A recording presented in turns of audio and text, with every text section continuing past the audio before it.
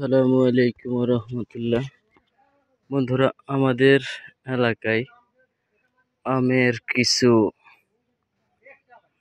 নমুনা দেখাই। এটা হচ্ছে ফজলি আম।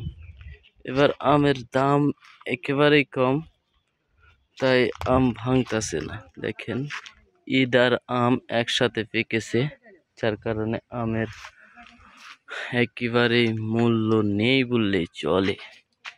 এটা হচ্ছে ফজলি আম। ফজলি আম দেখাইলাম, আপনাদেরকে রূপালি আম দেখাই। এবার এই যে এটা হচ্ছে আম রূপালি। যত রূপালি বলেন, আম রূপালি বলেন আর যাই বলেন, মজা লাগতেছে না। গরুর গোসার আর আম। এই যে এটা কিন্তু পেকেছে।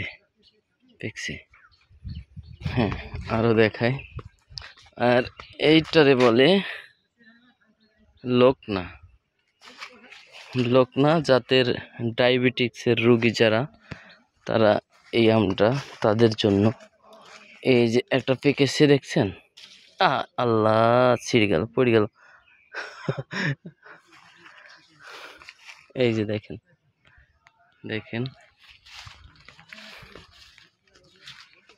এই যে এটা হচ্ছে লোকনা, ডায়াবেটিক্সের জন্য খুবই পারফেক্ট। যাদের ডায়াবেটিক্স একটু এগুলা খেরসা। আর দেখাবো, দেখাই। এই যে এটা হচ্ছে খেরসাপাত, আপনারা যেটারে বলেন হিমসাগর।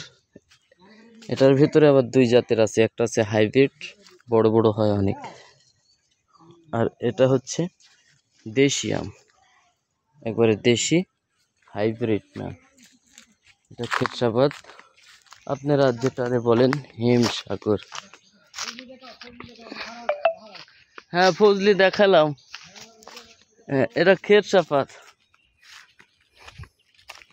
তারপরে দেখাবো, এই যে এটা হচ্ছে ন্যাংড়া, অনেক প্রিয় একটা আম। এই যে ন্যাংড়া, দেখেন। এখন তো সব অরিজিনাল গাছ, কোনো হাইব্রিড নাই। এটা সব পুরাটাই অরিজিনাল দেশীয় বাগান, দেশীয় আমের বাগান। আরেকটা আছে হাইব্রিড, ওটা অনেক বড় হয়, এটা আসলে এই বাগানে নাই। আমরা হাইব্রিড কম চাষ করি, দেশীয়টাই বেশি চাষ করি।